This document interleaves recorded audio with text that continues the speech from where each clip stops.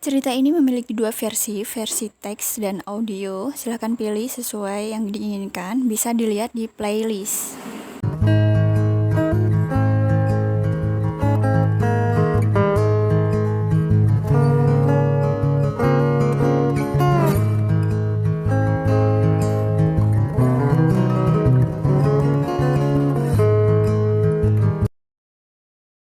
Selamat mendengarkan novel Kehilangan karya Poppy Novita. Kamu berhak bahagia, nak. Kata-kata itu terus terngiang di telinga. Tatapan teduh dan sentuhan lembut dari sosok ibu membuatku begitu tersentuh. Ada harapan dari sorot matanya. Keinginan besar agar aku memilih menikah dengan Dania. Menikah dengan Dania? Bukankah ini adalah salah satu keinginanku dulu? Tapi sekarang, tidak mungkin. Menikah dengan Daniel itu artinya aku harus melepas Bagas. Mas Anjar tidak akan membiarkan anaknya ikut denganku. Bagas juga anakku. Aku tidak bisa berpisah darinya. Tapi, membiarkan Irsya terus tinggal di sini, sama saja menanamkan luka semakin dalam padanya. Mas Anjar tak pernah memberikan perhatian pada Irsya. Bahkan tak pernah menganggap Irsya anaknya.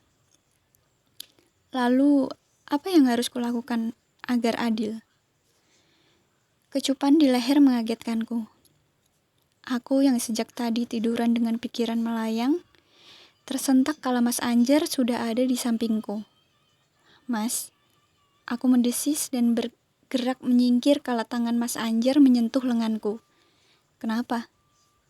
Aku capek. Aku menjawab singkat, lalu memilih duduk. Mas Anjar berdecak dan memilih merebahkan diri, menarik selimut dan memejamkan mata. Aku memandang wajahnya, wajah yang telah menemaniku selama 12 tahun. Wajah yang lebih sering menampakkan keseriusan dan jarang sekali tersenyum. Apakah aku mencintainya? Tidak tahu.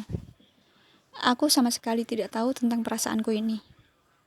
Semua terasa rumit semenjak kehadiran Daniel. Lelaki yang begitu kucintai dulu. Apakah perasaanku pada Daniel memang masih ada?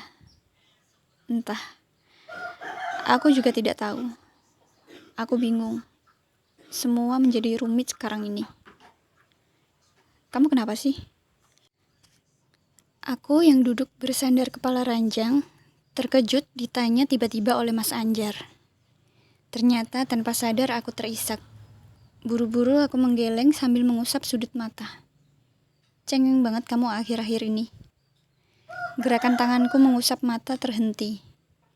Saat pikiran sesak oleh berbagai macam beban, malah ditambah dengan kalimat menyakitkan. Sedang yang kubutuhkan sekarang adalah pelukan dan sandaran. Masih marah karena masalah Irsya. Sesayang itu, kamu sekarang sama dia. Dia anakku, tukasku tegas dan lugas.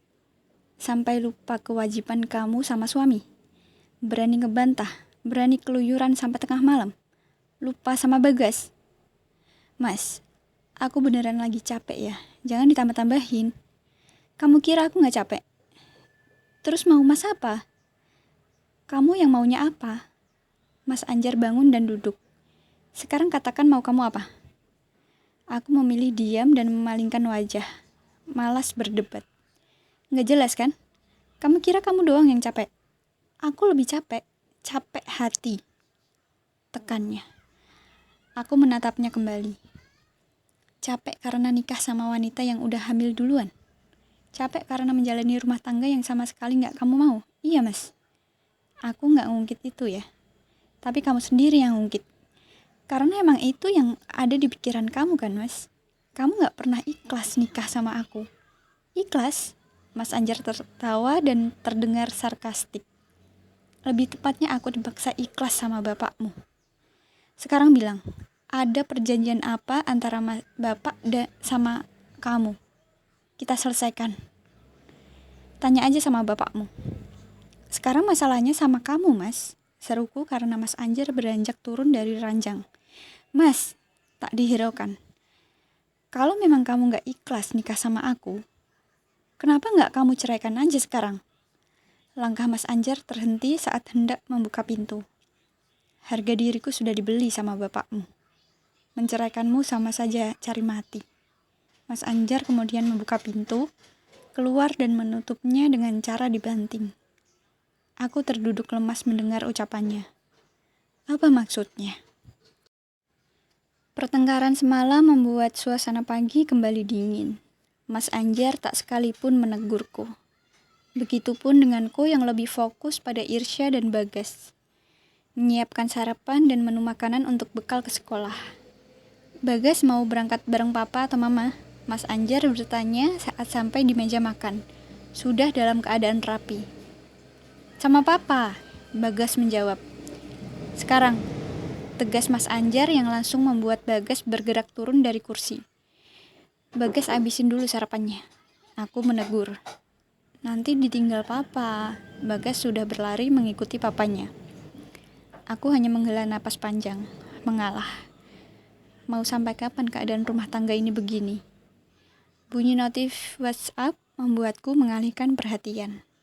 Ternyata pesan dari Daniel. Irsya sudah berangkat sekolah. Boleh aku jemput? Ayah ibu pengen ketemu sama Irsya. Aku mengusap wajah dan menatap Irsya. Berpikir sejenak. Lalu yang terlintas justru ingin menyuruh Daniel datang saja ke rumah ini. Toh Mas Anjar sudah pergi. Apa salahnya? Maka setelah membalas pesan dari Daniel, aku mendekati Irsya dan berbicara pelan. Irsya siap-siap ya. Om Daniel mau datang jemput Irsya. Dedi? Iya, kemudian aku bergegas ganti baju. 10 menit kemudian, suara mobil berhenti di halaman terdengar. Irsya yang lebih dulu berlari setelah mencuci tangan karena baru saja selesai sarapan. Aku mengikutinya di belakang. Dedi! Irsya berteriak memanggil saat Daniel turun dari mobil. Hello boy! Daniel merentangkan kedua tangan menyuruh Irsya mendekat. Setelah itu mereka berpelukan erat. Suatu pemandangan yang sangat menyentuh. Jarang aku melihat Irsya sebahagia ini. Seorang anak yang memang seharusnya mendapatkan kebahagiaan dari sosok ayahnya. Aku berjalan pelan mendekat, ingin menyapa kedua orang tua Dania, tapi tatapan mereka terfokuskan pada Irsya. Dia dikenalin sama Mbah Kakung dan Mbah Putri ya. Daniel berdiri dan menggandeng tangan Irsya. Yah Bu, ini Irsya. Daniel memperkenalkan. Wajah-wajah tua itu terlihat terkejut. Entah apa yang mereka lihat. Mungkinkah karena wajah Irsya sangat mirip Daniel waktu kecil. Bu Nur yang lebih dulu mendekat, menunduk saat berada di hadapan Irsya. Lalu kedua tangannya menyentuh wajah Irsya. Tangisnya pecah seketika. Bu Nur menarik Irsya dalam dekapan, mencium seluruh wajah Irsya, lalu kembali memeluknya. Isaknya semakin mengencang, membuat siapa saja yang melihat pasti akan tersentuh hatinya. Setelah itu, Pak Har yang mendekat dan tersenyum memeluk Irsya. Meski ku tahu Irsya terlihat bingung, tapi dia tetap diam. Daniel memecah suasana dengan alasan kalau Irsya harus sekolah. Aku menawarkan mereka untuk sarapan lebih dulu. Tapi ditolak dengan alasan mereka sudah kenyang. 5 menit kemudian, kami sudah berada di dalam mobil Daniel. Aku duduk di depan di samping Daniel, sedangkan Irsya dipaksa duduk di belakang bersama Pak Har dan Bu Nur. Ganteng banget kamu Le. Gusti, kenapa pula Mbah Putri baru ketemu sekarang? Bu Nur sejak tadi tak henti-hentinya merangkul, mencium dan mengusap rambut Irsya. Irsya suka apa? Nanti Mbah Putri belikan. Suka gambar, Irsya menjawab, yang membuatku menoleh padanya dan tersenyum. Oh alah, sama saja dengan anakmu Bu, Pak Har yang menyahut. Namanya juga keturunan, Bu Nur menjawab, lalu kembali bertanya pada Irsya. Kalau begitu, pulang sekolah kita jalan-jalan mau? Irsya beli alat gambar, apa saja yang Irsya mau? Irsya menatapku, seolah-olah meminta persetujuan. Aku mengangguk sebagai jawaban. Kalau Irsya nggak apa-apa gambar ya Bu. Kalau Daniel dulu waktu kecil suka diomelin kalau gambar. Daniel yang sejak tadi fokus menyetir, menyahut omongan ibunya. Lah kamu kerjanya gambar terus kok. nggak mau belajar, ya ibu omelin lah. Yah, pilih kasih, Daniel menjawab. Iyalah, Irsya kan kesayangan Mbak Putri sekarang, ya Le? Bu Nur kembali merangkul Irsya dan mencium rambutnya. Aku kembali menatap depan, bingung. Apakah keputusanku ini benar? Makasih ya, Ra. Daniel berucap lirih, tapi aku tetap mendengar. Apa? Aku menatapnya bingung. Makasih udah kasih aku kesempatan ini. Aku terdiam, kebingungan yang justru memenuhi kepalaku sekarang. Dan panggil Bu Nur. Pokoknya ibu mau tinggal di sini saja. Ibu mau setiap hari melihat Irsya. Titik. Aku dan Daniel saling pandang. Seolah-olah bertanya satu sama lain lewat tatapan. Dan akhirnya kami kembali terdiam. Karena Bu Nur sudah sibuk mengajak Irsya bicara. Sesampainya di sekolahan, kami semua turun. Irsya mencium tangan mereka satu persatu berpamitan.